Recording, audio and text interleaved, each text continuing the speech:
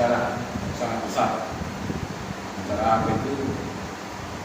Pembicaraan tentang pentingnya iman, membicarakan yang Allah Ta'ala, membicarakan yang Nabi kita Muhammad SAW.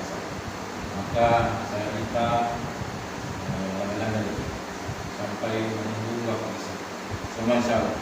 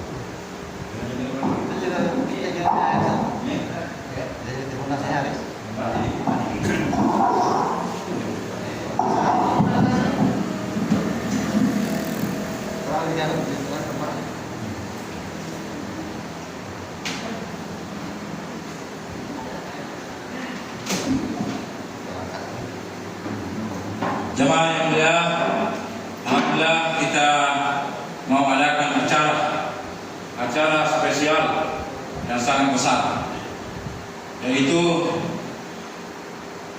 pembicaraan tentang iman, pembicaraan tentang Allah kuasa, tentang mulia Muhammad sallallahu alaihi wasallam. Insyaallah yang diputuskan musyawarah.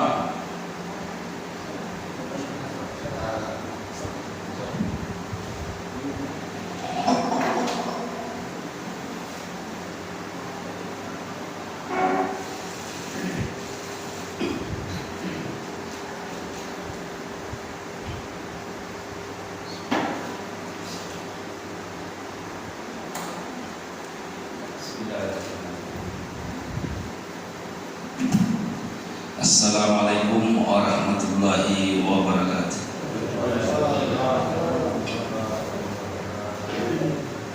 Innal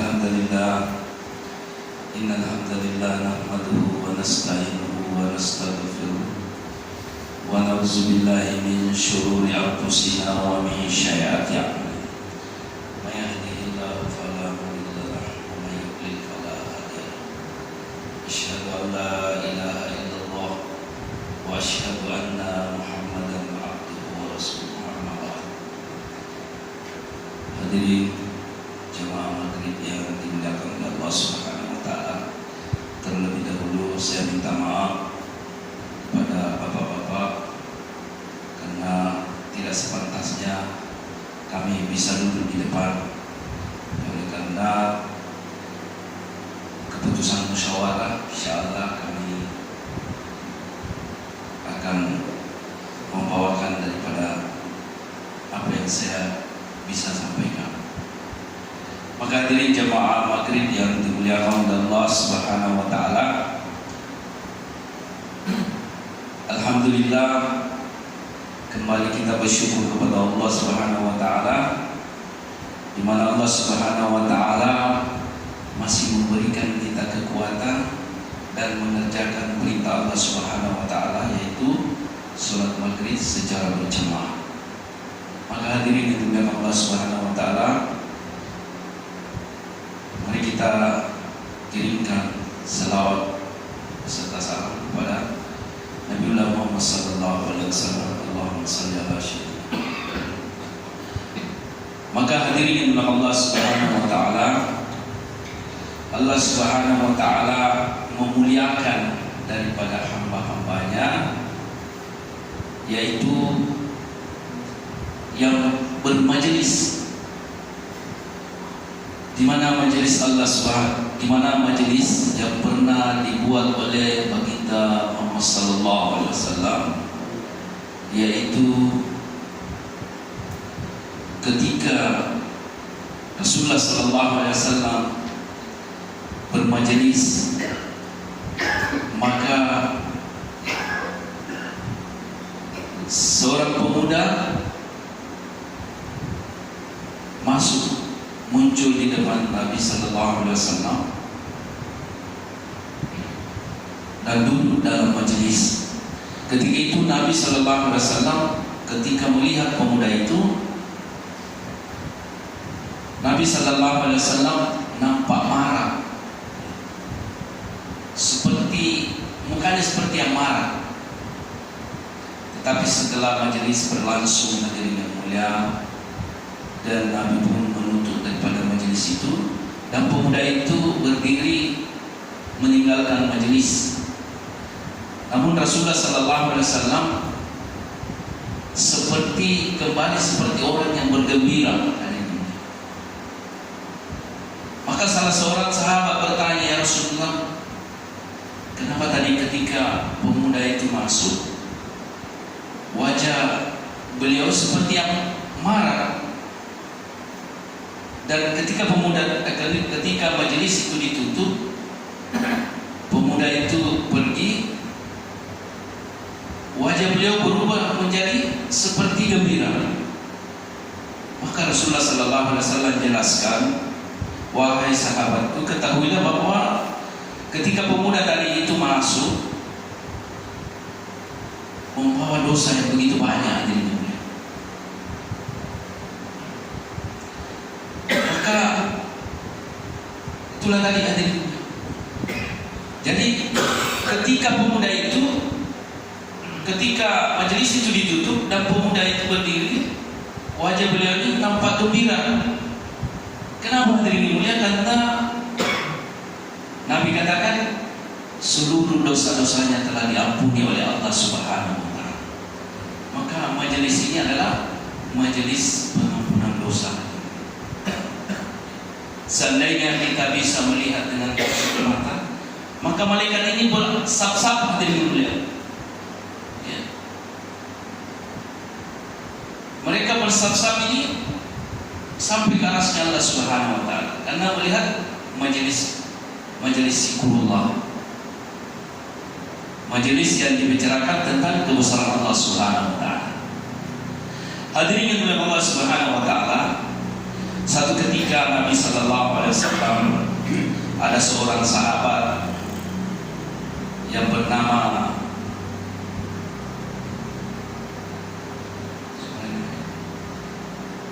seorang sahabat ini, hadirin mulia, begitu rajin dia datang ke masjid, tapi rumahnya jauh dari. Tapi dia lebih duluan sampai di masjid daripada Bilal. Biasanya Bilal itu kalau sebelum subuh dia sudah datang di masjid untuk mengumandangkan azan. Tetapi seorang sahabat tadi ini, dia lebih duluan daripada Bilal. Sering itulah dia punya kerja, dia lebih duluan daripada Bilal, padahal rumahnya jauh. Maka seorang sahabat ini yang bernama Sa'ban hadirin ya. Jadi Sayyidina Sa'ban ini ketika hari-harinya memang seperti itu, rumahnya jauh daripada masjid, maka satu hari dia mau berangkat ke masjid, tapi musim dingin hadirin. Musim dingin, di tengah perjalanan, maka Sayyidina Sa'ban ini memakai 2 lapis baju. Yang di dalam ini agak baru, tapi yang di luarnya sudah agak tua. Maka di tengah perjalanan ada seseorang yang memerlukan pakaian. Maka Sayyidina Sa'bah ini memberikan pakaiannya itu yang di luar, yang agak-agak tua. Hadirin Allah Subhanahu wa taala, begitulah hari-hari Sa'bah, dia lebih cepat datang ke masjid itu salat berjamaah. Maka Nabi pun kagum melihat mereka Sayyidina Sa'bah. Maka hadirin Allah Subhanahu wa taala, pernah juga Sayyidina Sa'bah ini pergi ke masjid membawa bekal, karena memang biasanya ketika Sayyidina Sa'bah ini pergi salat duhur, dia bawa dia biasa sampai asar, karena makanya dia membawa perbekalan. Di tengah perjalanan Sayyidina Sa'bah melihat orang pengemis, didatangi oleh pengemis yang sangat lapar. Sedangkan Sayyidina Sa'bah hanya membawa sebuah roti untuk makanan tengah harinya. Tapi oleh karena dia kasihan pengemis, maka dia belah dua rotinya, yang separuhnya dia bagi pengemis, separuhnya dia bawa ke masjid untuk makan tengah hari. Maka hadirin yang dimuliakan Allah Subhanahu wa taala, hadirin yang dimuliakan Allah Subhanahu wa taala, Sayyidina Sa'bah ini ketika Rasulullah sallallahu alaihi wasallam mencari-cari Sayyidina Sa'bah, di mana Sa'bah, biasanya dia lebih duluan sampai ke masjid daripada yang lainnya, maka tidak ditemui. Tapi Rasulullah sallallahu alaihi wasallam masih mencari-cari hanya dalam hatinya saja. Ketika 3 hari diperhatikan oleh Rasulullah tidak pernah muncul di masjid, maka hari itu dimusyawarahkan oleh Rasulullah sallallahu alaihi wasallam bahwa siapakah yang melihat rumahnya Sa'bah, karena sudah 3 hari ini dia tidak pernah ke masjid. Ada apa gerangan? Maka hadirin yang dimuliakan Allah Subhanahu wa taala, sahabat pun ditanya siapa yang melihat sebenarnya rumah Sa'bah. Maka salah seorang sahabat menjawab, saya ya Rasulullah, saya pernah melihat dia keluar dari rumahnya agak jauh dari sini. Maka Rasulullah sallallahu alaihi wasallam memutuskan bahwa dia akan silaturahmi ke rumahnya Sa'bah, karena sudah 3 hari tidak datang-datang. Sebagaimana kita juga ini, biasanya kalau ada teman kita ini sering kita salat berjamaah, tiba-tiba tidak ada, pasti kita mencari-cari juga di mana. Sepulangnya tidak ada, baru saja. Padahal kebiasaannya dia lebih dulu. Maka Rasulullah sallallahu alaihi wasallam pun begitu. Maka diambil keputusan bahwa kita akan cari itu Sa'bah, kemana dia. Maka seorang sahabat ini ada dalil, ada yang tahu rumahnya, maka dia bersama-sama pergi ke rumahnya. Hadirin yang dimuliakan Allah Subhanahu wa taala, ketika rombongan ini sudah sampai di depan rumah Sa'bah, maka seorang dalil ini menutup pintu rumahnya, karena dia sudah pasti bahwa ini adalah rumahnya Sayyidina Sa'bah. Maka keluarlah istrinya. Apakah betul ini rumah Sa'bah? Kata istrinya, iya. Di manakah Sa'bah? Apa jawaban istrinya? Ya Rasulullah, Sayyidina Sa'bah sudah meninggal dunia 3 hari yang lalu. Maka Rasulullah sallallahu alaihi wasallam bersedih hari ini. Maka Rasulullah sallallahu alaihi wasallam bertanya, apakah ada pembicaraan Sa'bah yang ibu pernah dengar? Maka istri Sa'bah ini memberi kepada Rasulullah bahwa ya Rasulullah, sebelum dia meninggal dia sering bicara aneh-aneh Rasulullah. Maka Rasulullah bertanya, apa itu pembicaraannya? Dia bilang ada 3 ya Rasulullah.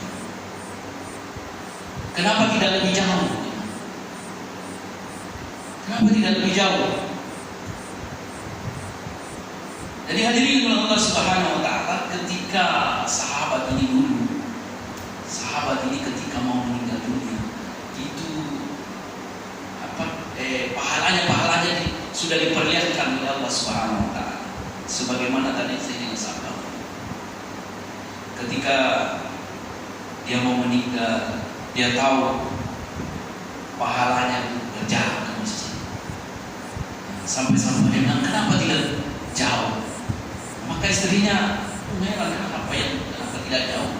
Maka Rasulullah Sallallahu Alaihi Wasallam jelaskan bahwa sesungguhnya Sayyidina Sa'ad telah melihat daripada pahalanya berjalan kaki ke masjid. Maka lebih jauh ini, maka lebih tinggi pahalanya dari itu. Maka lebih banyak pahalanya, maka dia lebih suka. Dia berkata, kenapa tidak lebih jauh? Ini yang pertama. Yang kedua, kata istrinya, dia bilang, kenapa tidak semuanya? Ya. Kenapa bukan semuanya? Rasulullah Sallallahu Alaihi Wasallam jelaskan pada istrinya, sebenarnya Sayyidina Sa'ad ini dia pernah membawa sebuah roti hadirin ya, tapi dia bertemu dengan pengemis, maka dia hanya kasih sepotong roti saja. Maka dia menyesal karena dia melihat pahalanya seandainya semuanya, maka pahalanya lebih besar ini. Hadirin Allah Subhanahu wa taala, maka dijelaskan oleh Rasulullah sallallahu alaihi wasallam. Seandainya tadi semuanya begitu dia kasih, kenapa separuh saja dia bilang? Karena dia sudah tahu kalau separuh ini pahalanya hanya sekian. Sedangkan sahabat ini, aku sama pahalanya. Dia suka sekali kalau pahalanya banyak. Hadirin yang Allah Subhanahu wa taala, yang ketiga hadirin ya. Kenapa bukan yang baru? Tadi itu dia memakai baju 2 lapis. Yang di dalam agak baru, kemudian di luar sudah agak tua-tua. Maka baju yang diberikan tadi ini sama orang kedinginan tadi, dia berikan hanya yang tua-tua yang di luar saja. Maka dia sudah diperlihatkan pahalanya. Seandainya yang baru dia kasihkan, masya Allah, luar biasa pahalanya. Tetapi sebelumnya dia tidak tahu. Tetapi ketika dalam sakaratul maut Allah Ta'ala sudah perlihatkan pahala-pahalanya, maka baru dia katakan, seandainya yang baru saya kasih tadi, mungkin saya pakai, Allah Ta'ala bagi saya baju emas. Maka hadirin yang dimuliakan Allah Subhanahu wa taala, begitulah tadi para sahabat ketika diberitahukan bahwa ini adalah pahala, maka dia berlomba-lomba mencari pahala. Maka jemaah maghrib yang dimuliakan oleh Allah Subhanahu wa taala, suatu ketika hadirin yang mulia, Abu Hurairah radhiyallahu anhu disampaikan kepada Rasulullah sallallahu alaihi wasallam bahwa nanti ada umatku yang akan ditanya oleh Allah Subhanahu wa taala. Apa itu hadirin? Rasulullah sallallahu alaihi wasallam jelaskan bahwa nanti umatku ini dipanggil oleh Allah Subhanahu wa taala dan diperlihatkan catatan amal keburukannya yang begitu banyak. 99 lembar catatan keburukannya, di mana satu catatan keburukan itu sejauh mata memandang. Maka dipanggillah sebulan, wahai bulan, kemari kamu. Disodorkanlah 99 lembar catatan keburukannya. Maka Allah katakan, wahai bulan, apakah kamu tidak terima dengan catatan yang seperti ini? Hamba itu berkata, ya Allah, saya terima ya Allah, karena memang sudah ada perbuatan saya seperti itu. ketika disodorkan catatan keburukannya yang 99 itu, maka dia luar biasa. Begitu banyaknya keburukannya. Hadirin Allah Subhanahu wa taala. Kemudian Allah bertanya kepadanya, "Wahai Muhammad, apakah malaikat-malaikatku ini yang mencatat ini ada yang salah di situ?" Dia bilang, "Tidak. Semua itu adalah keburukan kamu." "Apakah malaikatku ini tidak jujur kepadamu?" Dia bilang, "Tidak ya Allah. Semua itu betul ya." Hadirin yang dimuliakan Allah Subhanahu wa taala. Maka Allah Subhanahu wa taala memberitahukan kepada si fulan, "Wahai fulan, sesungguhnya hari ini kamu tidak akan disolimi." Maka diberikanlah secuit kertas yang ada tulisan ya sebesar KTP, disodorkan kepada si fulan, "Wahai fulan, ambil ini, hari ini kamu tidak akan disolimi." Apa kata si fulan? "Ya Allah, untuk apa ya sekecil ini dibandingkan dengan 99 lembar catatan keburukan kami?" Maka Allah pun berkata, Bismillahirrahmanirrahim.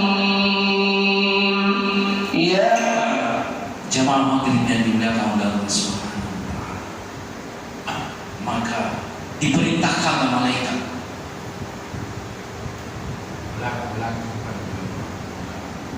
ya. Jadi kertas tadi itu dimuliakan isinya hanya 2 kali. Apa itu? La ilaha illallah Muhammad Rasulullah. Ketika disodorkan tadi kertas ini, maka dia pernah sekali mengucapkan la ilaha illallah Muhammad Rasulullah. Dia pernah mengucapkan tadi. Dia pernah bersaksi. Maka hadirin yang Allah Subhanahu wa taala, malaikat pun diperintahkan untuk menimbang catatan keburukannya, di mana tadi ini catatan keburukannya daripada 99 lembar tadi catatannya yang sejauh mata memandang dinaikkan daripada satu sisi timbangan hadirin mulia, kemudian dinaikkan lagi secuit kertas tadi yang berisi la ilaha illallah Muhammad Rasulullah. Ketika dinaikkan hari ini, yang 99 lembar itu terlipat saking beratnya tadi kalimat la ilaha illallah. Maka hadirin yang Allah Subhanahu wa taala, inilah hadirin, kalimat inilah yang senantiasa kita masukkan ke dalam hati kita, senantiasa kita sampaikan kepada saudara kita. Inilah yang diperintahkan oleh seluruh nabi, mulai daripada Nabi Adam sampai kepada nabi yang terakhir itu baginda Rasulullah sallallahu alaihi wasallam. Apa itu? La ilaha illallah. Ketika la ilaha illallah ini ditimbang hadirin, walaupun seluruh isi langit dan bumi ya ditimbang, kemudian disusun hadirin dan dinaikkan dengan la ilaha illallah, maka semua ini akan hancur saking beratnya daripada kalimat la ilaha illallah. Dikatakan hadirin yang mulia, barang siapa yang meninggal dunia lalu dia mengucapkan la ilaha illallah di akhir perkataannya, maka dia pasti masuk surga. Maka jemaah maghrib yang dimuliakan oleh Allah Subhanahu, ketika